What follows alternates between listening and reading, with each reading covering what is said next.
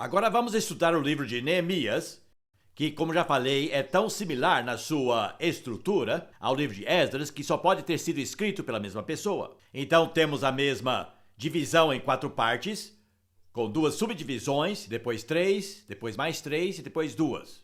É assim que o livro é organizado. Portanto, começamos com a terceira volta. Começou quando Neemias, ainda na Babilônia, recebe notícias ruins de Jerusalém. Nesta época, ele era o copeiro do rei Artaxerxes e pode ter conseguido essa posição através de Esther. Porque é importante lembrar que a rainha Esther era madrasta do rei Artaxerxes. Ela casara-se com seu pai. Mas não importa como ele conseguiu esse emprego. Não era um emprego muito bom, tinha que experimentar o vinho para ver se estava envenenado antes que o imperador o bebesse, mas era uma posição de muita responsabilidade. E também o tornou um confidente do imperador. Porque, é como o fisioterapeuta de um rei se tornaria o seu confidente. E eles acabariam compartilhando certas coisas naquele ambiente descontraído. Então, a notícia que Neemias recebeu era que os muros de Jerusalém que haviam sido construídos foram destruídos de novo. E que os povos que cercavam Jerusalém estavam tão irados com a reconstrução da cidade que estavam destruindo-a, não permitindo que fosse restaurada. E a sua cara estava tão triste que o rei perguntou: o que aconteceu? Nunca o vi triste antes. E diz que Neemias orou e depois respondeu ao rei. Que oração rápida! Mas Neemias era um homem de oração. Antes de falar ao rei: o que digo, senhor? Daí lhe contou. E o rei disse: você tem sido um bom amigo para mim, Neemias. Vou lhe dar autoridade para voltar e reconstruir os muros e, além do mais, vou lhe dar cartas às pessoas que têm os materiais para fornecer-lhes o material para reconstruir os muros. O início da história é bem bonito. A segunda parte da primeira divisão é quando ele vai e faz uma inspeção secreta à noite, sem que ninguém soubesse. Então ele foi e deu a volta pelos muros quebrados, contando as portas e calculando que tanto que precisava ser reconstruído. Aqui vemos um homem que calcula o custo antes de fazer qualquer coisa. Não é um homem que entra imprudentemente em qualquer coisa, é um homem de fé, mas primeiro ele olha qual tarefa precisa ser feita antes de começá-la, e fez uma inspeção noturna para ver o que precisava ser feito. Daí ele veio para reconstruir. Agora, se você visitar Jerusalém hoje, é muito fácil ser enganado sobre a exata localização da cidade de Jerusalém. Muitas pessoas olham aqueles muros muito velhos que estão lá hoje e acham que é a cidade do Antigo Testamento, mas não é. Esta é a área murada hoje. E estes muros só têm 200 e poucos anos. Foram construídos por Sulamém o Magnífico, alguns séculos atrás, durante a época das Cruzadas. Então, as pessoas visitam Jerusalém hoje e acham que estão vendo a cidade antiga, mas não estão. Ela ficava fora do muro de hoje. Ficava nessa lingueta de terra, aqui embaixo, ao sul da área do templo. Esta é a área do templo de hoje, com a mesquita de Omar e a mesquita Alexa. E tem mais ou menos 13 hectares, uma grande plataforma de pedra, ao topo desta colina. E tem uma rua que desce bem no centro do cume, a antiga Rua Alta, da antiga cidade de Jerusalém. Aqui temos o Vale do Cedron, o Vale de Decisão, o Vale de Juízo, fica aqui cheio de sepulcros, e tem um vale menor aqui no meio, mais acima, e o Vale de Inon, ou Gehenna, sai para o oeste e depois para o norte de novo. Então temos esses 3 vales que se ajuntam, e escoando para o Mar Morto. E aqui neste cume, no meio dos 2 primeiros vales, que ficava a cidade antiga dos Jebuseus, a cidade de Salém, que tinha um sacerdote rei chamado Melquisedeque. E Salém significa cidade de paz, Salém, Shalom, Salém. E nesta lingueta de terra é onde ficava a cidade antiga, e o templo ficava acima da cidade. Subiam para adorar ao Senhor, subindo a Rua Alta, passando o Palácio de Davi, que ficava logo abaixo do templo, e as casas das pessoas ficavam aqui embaixo. Havia um problema com o abastecimento de água. Havia uma fonte aqui do lado de fora, e quando os inimigos vinham, eles cortavam o abastecimento de água. Então Ezequias fez um túnel aqui por baixo desta colina, até o poço de Salom no fundo, e trouxeram água para dentro da cidade. Você pode andar por esse túnel até hoje. Dá para ver a colina mais claramente do sul quando o sol está se pondo.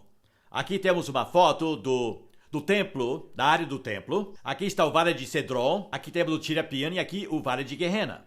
Veja como o sol bate no cume da colina. Dá para ver? Esta é a cidade de Jerusalém do Antigo Testamento, com o templo acima. Ok? Muito bem. Um pouco de arqueologia pode lhes interessar. Esta figura mostra o outro lado. Aqui, olhando para o outro lado daquela terra do Oriente, deste local aqui. Olhando para o outro lado da colina. Então dá para ver a cidade antiga. E dá para ver nesta fotografia algumas das escavações que foram feitas sobre a antiga Jerusalém do Velho Testamento. E aqui encontraram o muro de Neemias. Foi a única coisa que encontraram até agora. Mas estas aqui são as pedras que Neemias usou. Eu acho isso fascinante. Eu nunca me interessei por arqueologia até começar a estudar a Bíblia, sabe? Seriamente, mas a arqueologia se torna um estudo bem fascinante porque você consegue enxergar com seus próprios olhos. Estas são as próprias pedras que eles usaram. E sabemos que cada um construiu uma parte do muro na frente de suas casas. Ele os organizou de forma perfeita. Teve que colocar vigias e eles trabalhavam com uma das mãos e com a outra seguravam uma espada, sempre vigilantes. Mas o fato mais impressionante é que ele conseguiu construir o muro inteiro em 52 dias. 7 semanas e meia. Em menos de 2 meses. E diz que é porque o povo estava com disposição para trabalhar. Então cada família construiu um pedaço de muro que ficava em frente à sua casa, até cercarem tudo. E fizeram os portões, primeiro ergueram os morões e depois finalmente os portões. E finalmente a cidade estava segura. Agora enfrentaram muitas dificuldades durante aquele período. Vou tirar isso aqui e vamos voltar ao esboço do livro. Enfrentaram muitas dificuldades ao elegerem as defesas da cidade. Algumas das dificuldades vinham da oposição externa e tentaram todo tipo de métodos para tentar parar a reconstrução do templo. Começaram com zombaria. Os samaritanos vieram e disseram uma raposa conseguiria derrubar esse muro. Mas quando viram que a zombaria não adiantou nada, começaram a fazer ameaças. E as coisas ficaram mais sérias. Até fizeram uma conspiração tentando fazer com que Neemias se afastasse do seu serviço. Disseram, gostaríamos de negociar com você. Queremos ser amigos, vem para cá para a gente conversar e negociar. E Neemias disse, não, eu vou construir um muro. E ele ficou. Mas também tiveram que enfrentar dificuldades internas. E foi uma coisa muito triste. Do lado de dentro dos muros, os ricos estavam ficando mais ricos e os pobres mais pobres. Emprestando dinheiro. Bom, como vocês sabem, os judeus têm um dom para emprestar dinheiro. Financiaram uma boa parte da Europa. Até hoje fazem isso. Através de vários bancos. Vários dos maiores bancos pertencem a judeus. E através de agiotagem e hipotecas, alguns deles estavam ficando muito ricos, enquanto que outros estavam ficando cada vez mais pobres. Isso lhe lembra alguma coisa? E era uma coisa ruim no meio do povo de Deus. Portanto, Neemias teve que tratar com isso. E tentar nivelar a situação econômica, o nível econômico entre eles. Mas ainda, pouquíssimas pessoas queriam morar na cidade. A maioria preferia morar de forma dispersa, que era mais fácil para fugir quando os inimigos vinham atacá-los. Então, portanto, ele teve que sair e praticamente forçar as pessoas para virem morar na cidade e construir casas. Então saiu e convenceu família após família. Olhe, a cidade está segura agora. Venham morar nela. E ele tinha estas listas de descendentes de pessoas morando em Jerusalém. Pessoas que eram parentes uma das outras e as convencia a vir morar ali. E fez um recenseamento para saber onde todos estavam. E ao todo eram 42.360 judeus, 7.337 servos e 245 cantores. Recenseamento interessante, não foi? Os cantores eram listados, claro, porque queriam restaurar todos os serviços do templo na adoração a Deus. E é nessa hora que vemos Esdras lendo a lei publicamente, usando seu púlpito de madeira. E diz que não apenas leu a lei, mas deu o sentido do mesmo. Não é importante apenas ler a Bíblia. Embora ler as Escrituras em voz alta é muito importante. E como alguns de vocês sabem, 2 vezes em Guilford lemos a Bíblia de capa a capa. A Bíblia inteira, em voz alta, sem parar. Você fez parte disso? Foi o que eu achei.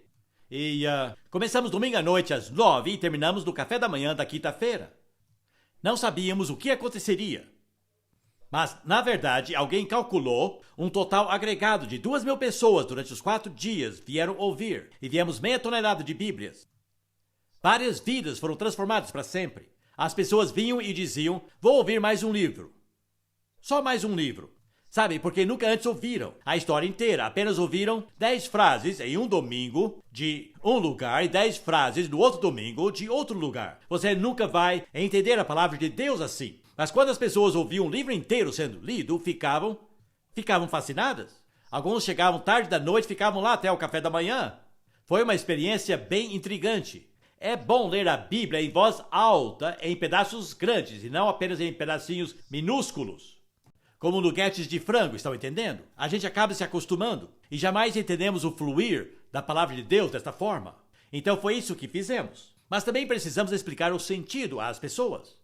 É isso que estou tentando fazer com essas gravações. Não quero apenas chamar a sua atenção ao livro, mas quero dar-lhes o sentido também, para que vejam o desenrolar do propósito e mente do Senhor. E foi isso que Esdras fez. Mas daí ele se irrompeu em prantos e confessou. Mas há uma diferença grande entre Esdras e Neemias. Para Esdras era época de chorar, mas Neemias lhes disse para festejarem e regozijarem. E ainda existe essa diferença, não é verdade? Mas Esdras chorava por causa dos pecados que a palavra de Deus estava revelando. Mas Neemias disse, é uma ocasião maravilhosa. Aconteceu na festa dos tabernáculos, que é a festa da colheita deles. E é uma época de alegria. E, na verdade, os rabinos vão lhe falar que se não se alegrar na época da festa dos tabernáculos, está pecando. É uma festa de celebração. E, portanto, Neemias disse, aproveitem como a melhor refeição de suas vidas. E lhes encorajou a preparar refeições deliciosas e fazer uma celebração. Bom, precisamos das duas coisas. Precisamos chorar e regozijar. Há um tempo de choro e há um tempo de festa. E quem é sábio sabe a hora certa. E Esdras fez com que renovassem a aliança. Então, fez com que prometessem se submeter ao Deus de Israel. Ele fez com que renovassem a aliança. Logo falaremos mais sobre isso. E Neemias também teve que reformar o povo. Gosto de dizer que a diferença entre Esdras e Neemias é que Esdras arrancava seus próprios cabelos, enquanto Neemias arrancava os cabelos de outras pessoas. E essa é a diferença entre eles. E é exatamente isso que aqueles homens faziam. E talvez Neemias era um pouco mais extrovertido, mas literalmente arrancava os cabelos dos israelitas que estavam em pecado. Também teve que lidar com casamentos mistos e os separava. E foi dos homens que casaram com moças pagãs que ele arrancava os cabelos, por falar nisso. E ele os ameaçou. Outro problema que teve que enfrentar foi o desvio de verbas. Infelizmente havia pessoas como Judas Iscariotes naquela cidade, que estavam desviando os fundos que estavam sob os seus cuidados. Teve que tratar com a profanação do sábado. Porque estes homens de negócios que voltaram da Babilônia só tinham uma forma de ganhar o seu sustento. E é claro, o mercado nem se comparava. E então, para incrementar os seus negócios, eles abriam seus comércios aos sábados. E eles negociavam aos sábados. E Neemias, na verdade, fez questão de fechar os portões aos sábados para que não pudessem entrar e negociar. Depois descobriu que estavam acampando do lado de fora. E teve que lidar com isso. Portanto, Neemias era um grande reformador. E o pior de tudo, havia sacerdotes que negligenciavam suas tarefas no templo. E teve que colocar isso em ordem. Então, tanto Esdras como Neemias, além de serem reconstrutores de coisas, mas também eram reformadores de pessoas. E fizeram isso com muita coragem e até sem misericórdia. Vamos examinar Neemias, o homem. No geral, as pessoas sentem mais afinidade com Neemias do que com Esdras. Não sei se este é o seu caso. Parece que Neemias era um pouco mais simpático. Talvez porque ele era um homem alegre, encorajando os outros a serem alegres. E disse: o gozo do Senhor é a vossa força. Quantas vezes ouviu isso citado? Foi Neemias quem disse. Acho que Esdras jamais diria isso. Esdras estava sempre chorando pelo povo. Mas Neemias disse: o gozo do Senhor é a vossa força. Mas na verdade, os dois se complementam. Um precisa do outro para reconstruir. Auxílio e conforto se complementam, a alegria e a tristeza. Precisamos dos dois. Precisamos de equilíbrio. Mas há coisas sobre Neemias que me impressionam profundamente. Parece que o conhecemos. Ele é muito mais franco sobre seus sentimentos do que Esdras. Ele fala mais sobre si mesmo. O relato é quase uma autobiografia. Ele fala muito eu em muitas passagens. E aprendemos 4 coisas sobre ele. Em primeiro lugar, era um homem de oração. Esdras era o homem da Bíblia. Neemias, homem de oração. E mais uma vez, é uma complementação perfeita. Mas o que mais se destaca sobre Neemias é que antes de fazer qualquer coisa, ele orava. E vemos orações compridas que ele fazia e vemos orações bem curtas que fazia. Não é o cumprimento das orações que conta, mas sim a profundidade. E temos orações públicas que ele fez e orações particulares que fez. E temos orações feitas antes de algo acontecer e orações feitas depois que algo aconteceu. Este homem falava com o Senhor, naturalmente, sobre tudo. Homem de oração. Em segundo lugar, era um homem muito prático. Eu gosto disso. Ele era muito prático, era muito bem organizado. Tem pessoas que pensam tanto no céu que não tem utilidade na terra. Mas Neemias não. Este homem de oração era também um homem prático. Não se importava em sujar as mãos com o concreto. Era um bom organizador. Ele estudou os portões e os muros. Não estava sempre nas nuvens. Era um homem muito prático. Não é maravilhoso quando se tem essa combinação de um homem prático e um homem de oração? Em terceiro lugar, era um homem emotivo. Um homem de sentimentos profundos. Havia épocas em que sentia tristeza profunda. Mas normalmente era um homem alegre. E encorajava os outros a ter prazer no Senhor e se regozijarem. E se fortalecerem pela alegria. Isso realmente nos fortalece. Mas também ficava irado. E arrancava os cabelos das pessoas. Como gosto deste homem. É um homem de emoções. Mas acima de tudo é um homem social. Um homem social. Acho que Esdras não conseguiria fazer o que Neemias fez porque Neemias dava certo com as pessoas. Era um brilhante administrador de pessoas. Fazia com que as outras pessoas realmente trabalhavam. Esdras ficava mais por conta própria. Neemias, por outro lado, era um homem que gostava de ficar junto com as pessoas. Ele arregaçava as mangas e ficava junto com as pessoas e quando ele estava por perto, as pessoas trabalhavam. Ficavam animados e trabalhavam. Com este homem nós vamos conseguir. Ele os exortava, ele os animava quando eles começavam a esmorecer. Vamos terminar isso aqui, pessoal. Vamos lá. E um homem assim é sempre bem carismático. E é interessante que quando ele fala sobre a obra, ele nunca diz eu, mas sempre diz nós. Sabe? Ele tinha seus momentos particulares. Quando ele inspecionou o muro, por exemplo, andei pelos muros. Mas quando fala da construção, e nós construímos os muros. Deu crédito a todo mundo. Nós concluímos a tarefa. Nós tivemos ânimo para trabalhar e concluímos a tarefa em 52 dias. O homem assim é bem carismático. Ele não diz, eu consegui fazer tudo isso. Eu fiz tudo. Não, nós fizemos tudo. É um homem de caráter bem equilibrado. Um homem de oração, mas prático. De alegrias e tristezas. Durão, mas carinhoso. Sensível a Deus e sensível às pessoas. Como era equilibrado o caráter deste homem. E acho que devemos nos inspirar no caráter destes homens. Imitando o que é bom e evitando os seus erros, se possível. Muito bem, então, por que estudar essa história tão longínqua? Para que voltar tanto tempo assim? O que isso tem a ver conosco? Quase 4.000 quilômetros de distância e 2 milênios e meio atrás. Para quê? Bom, eu vou fazer um resumo. Estamos estudando eventos interessantes e personalidades inspiradoras, mas, na verdade, estamos lendo a história de Deus e o seu povo. Um Deus que se comprometeu por uma aliança com um povo e uma nação. E agora se compromete conosco com uma nova aliança. Observe como Neemias fala de meu Deus. Meu Deus fará isso. Meu Deus é poderoso.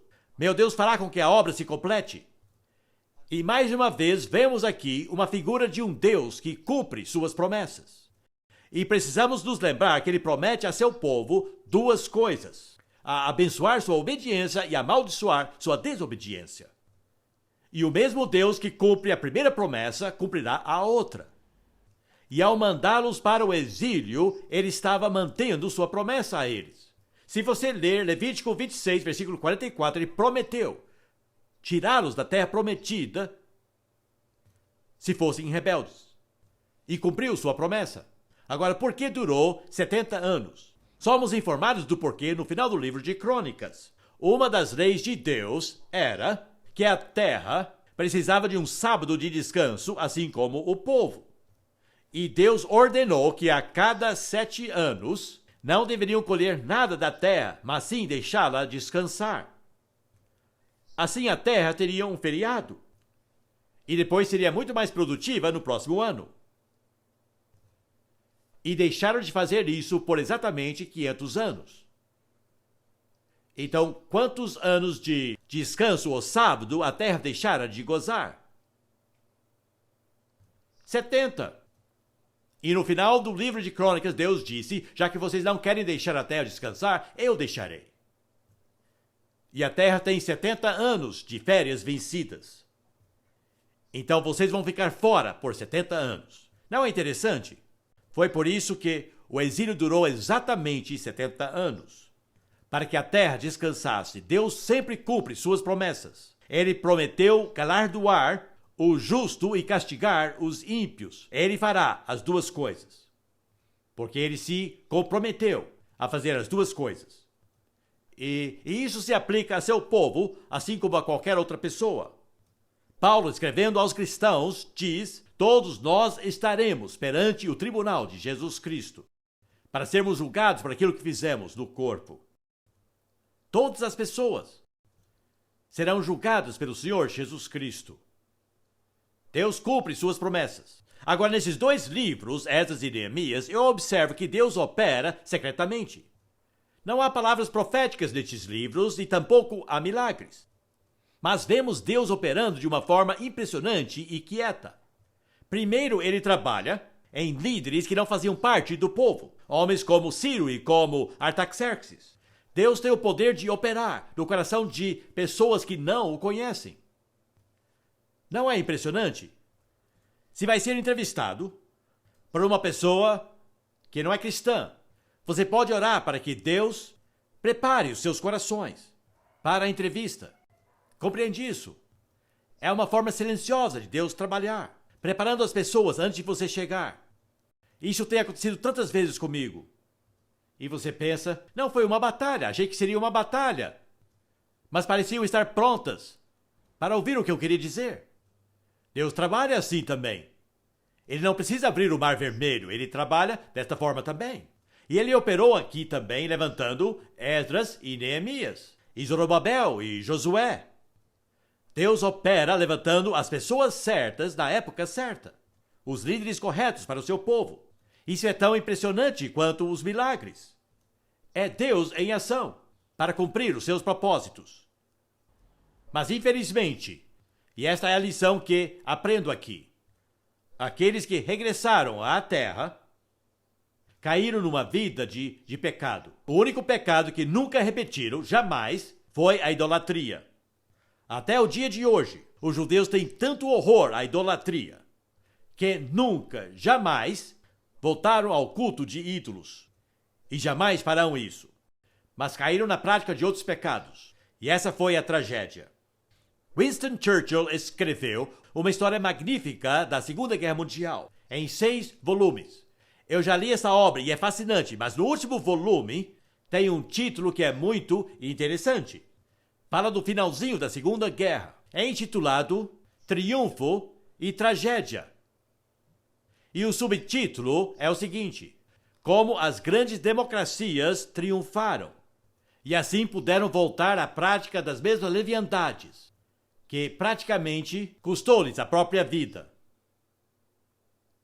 Este foi o veredito final do grande líder da guerra, sobre a Segunda Grande Guerra, como as grandes democracias triunfaram, e assim puderam voltar às mesmas leviandades, que quase custaram-lhes a própria vida. É assim que é a nossa natureza humana. E embora nunca mais voltaram para a idolatria, infelizmente voltaram à prática de outros pecados. E como resultado, Deus parou de falar com eles por mais de 400 anos. Deus não falou com eles, nem lhes deu um milagre por 4 séculos inteiros. E esperou até a plenitude dos tempos. E então enviou-lhe seu filho, Jesus. Então, na verdade, com Esdras e Neemias e com os 2 profetas, Ageu e Zacarias, que tem a ver com a reconstrução, terminamos com um homem chamado Malaquias, que foi o último dos profetas. E a última palavra de Deus para Israel por 400 anos foi a palavra maldição. Maldição. É a última palavra em nosso Antigo Testamento. Maldição. Mas o próprio Malaquias esperava o retorno de um profeta como Elias, que seria enviado para anunciar o maior mensageiro de Deus. E nós vivemos do lado de cá de tudo isso, e sabemos como tudo se cumpriu. Vamos dar mais uma olhada no esboço do Antigo Testamento e ver onde estamos. Acabamos de estudar Esdras e Neemias, os últimos livros históricos do Antigo Testamento. E aqui vemos Malaquias, o último profeta por 400 anos. E porque Malaquias e Mateus são vizinhos em nossas Bíblias, achamos que Mateus veio logo depois. Mas foram 4 séculos. O povo de Deus esperou, e depois esperou mais. E quando João Batista veio, vestido como Elias e profetizando a palavra de Deus de novo, o país inteiro foi ouvi-lo. E ele disse todos para o Jordão: vão tomar banho, vocês precisam estar limpos para o reino de Deus. E pagou por isso com sua vida. Quando o Edomita, o descendente de Esaú, Herodes, foi repreendido por seu casamento ilícito aos olhos de Deus. Bom, está tudo aí. Bom, chegamos praticamente ao final do Velho Testamento. Mas não gravei nada sobre Malaquias, mas ainda o farei. Uma última coisa. Daniel fez uma profecia impressionante. Ele estava aqui, no exílio. E algumas de suas profecias são realmente incríveis. E se você... Minha palestra sobre Daniel sabe quão incríveis as suas predições eram. Mas houve uma predição que ele fez que é muito relevante ao estudo de Esdras e Neemias. Eu vou ler aqui. Ele disse: saiba e entenda que, da promulgação do decreto que manda restaurar e reconstruir Jerusalém, até que o ungido, o líder, venha, haverá 7 semanas e 62 semanas. E depois das 62 semanas, o ungido será morto. Agora, ele disse isso durante o exílio. Agora, se somarmos isso, 7 semanas e depois 62 semanas, o resultado será de 490 anos. O ano naquela época tinha 362 dias, não 365. Do decreto que manda restaurar e reconstruir Jerusalém, até que o ungido, o líder, venha. 490. E ao somar tudo isso, poderia ser qualquer um desses decretos para voltarem. Poderia ser o decreto de Ciro ou de Artaxerxes. O que é interessante é que, se calcular de uma forma, o resultado é 26 depois de Cristo, ou se calcular de outra forma é 30 depois de Cristo.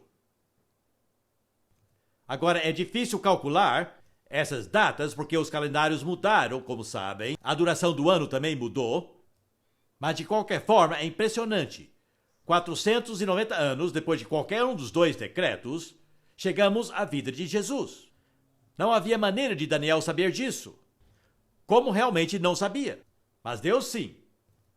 Portanto, no tempo do exílio, a vinda do Messias já estava agendado. E o plano de Deus já estava estabelecido. 490 anos depois do primeiro decreto, o ungido, o líder, viria. E o ungido seria morto. E Jesus veio e foi crucificado, mas ressuscitou de entre os mortos. Portanto, desde o exílio até Jesus há uma linha direta de profecia. Creio que Deus mostrou isso a Daniel para que soubéssemos que, embora os filhos de Israel voltaram do exílio e voltaram à prática do pecado, nem tudo estava perdido. Deus tinha uma solução para isso. Não foi pego de surpresa, mas estava tudo planejado. Ele sabia o que faria para consertar a situação e enviou um Salvador para livrá-los de seus pecados. E foi por isso que Jesus foi morto. Depois de 490 anos. Amém.